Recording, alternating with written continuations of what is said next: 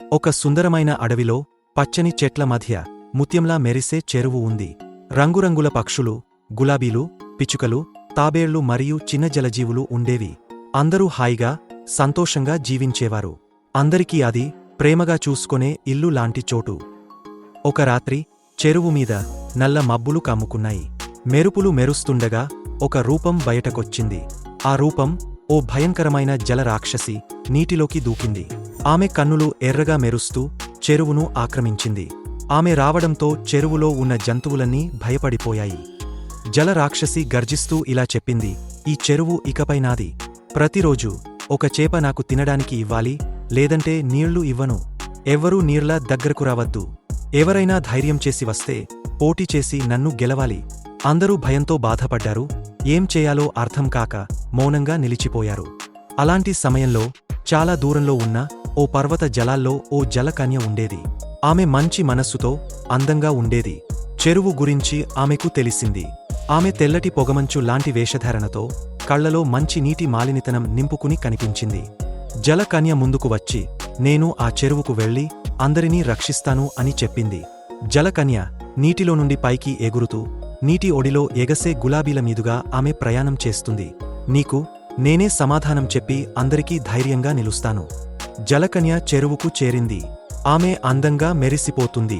అక్కడ ఉన్న జీవులు ఆమెను చూసి ఆనందపడ్డారు. వారి ముఖాల్లో మళ్లీ చిరునవ్వు కనిపించింది. జలకన్య తన చేతులు తడిపి మెరిసే బుడగల్ని ఆకాశంలోకి పంపింది. అవి వెళ్తూ వెళ్తూ రంగురంగుల మారాయి. జలకన్య జలరాక్షసిని చూచి ఇలా అన్నది, ఈ చెరువు నీది కాదు, ఇది అందరిది. మనిద్దరం పోటీ చేద్దాం. ఎవరు గెలుస్తే వారు చెరువు పాలకుడు. జలరాక్షసి పెద్ద సుడిగాలిని సృష్టించింది. చెట్లు వంగపోయాయి. కాని జలకన్య నెమ్మదిగా తన చేతులను ఊపి ఆ గాలిని అదుపుచేసింది.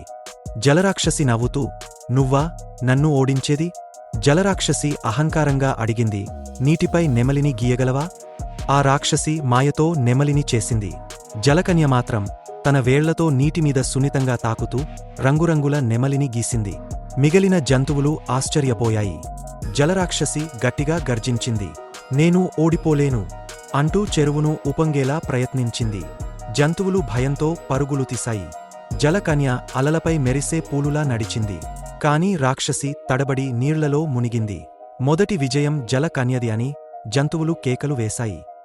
చేపలతో మాట్లాడాలి అనే మరో పరీక్ష. జలకన్య మృదువుగా మాట్లాడింది. చేపలంతా దగ్గరకు వచ్చాయి. కాని రాక్షసి అరిచింది. చేపలు దూరంగా పరుగులు తీశాయి. జలకన్య మృదువుగా శాంతియుతమైన పాట పాడింది. ఆ పాట విని రాక్షసి గుండె కరిగపోయింది. నీటిలో బుడబుడలుగా నిద్రలోకి వెళ్ళిపోయింది. ప్రేమతో నీటిని తరలించాలి అనే మరో పరీక్ష.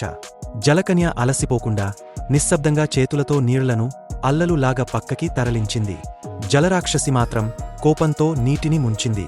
చెరువు ఇప్పుడు ఆనందంగా కళకళలాడింది. జలకన్య గెలిచింది. జంతువులందరూ వచ్చి జలకన్యకి అభినందనలు చెప్పి హర్షధ్వానాలు చేశారు. నీ వల్ల మేము నీళ్లను తిరిగి పొందాం. చిన్నపాటి ఉత్సవం జరిగింది. జలకన్య మా రక్షకురాలు అని అందరూ ఆనందపడ్డారు. జలరాక్షసి కళ్లలో నీళ్లు తిరిగాయి. నేను తప్పు చేశాను, నన్ను క్షమించండి అని అడిగింది. జలకన్య ఆనందంతో ప్రేమతో మార్పు జరుగుతుంది అని చెప్పింది. ఇక్కడ ఎప్పటికీ శాంతి ఉండాలి. నీటి రక్షణ మీ అందరిది. చెరువులో కొత్త చేపలు, జలపుష్పాలు కనిపించాయి. పిల్లలు వాటితో ఆడుతూ కొత్త కథలు చెప్తూ ఉన్నారు. నీటి ప్రతిఫలంలో జలకన్య చిరునవ్వుతో కనిపించింది. అప్పటినుండి జలరాక్షసి జలకన్యకు స్నేహితురాలైంది. వాళ్ళిద్దరూ కలిసి చెరువును సంరక్షించటం ప్రారంభించారు. జీవులు హాయిగా జీవించారు.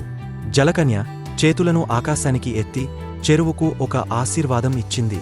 ఇక్కడ ఎప్పటికీ శాంతి ఉండాలి. చెరువులో జలకన్య మాయమైంది. శాశ్వతంగా అందరి హృదయంలో నిలిచిపోయింది. నీరు జీవానికి ప్రాణం. దీన్ని కాపాడుకుందాం. Please like, subscribe our channel.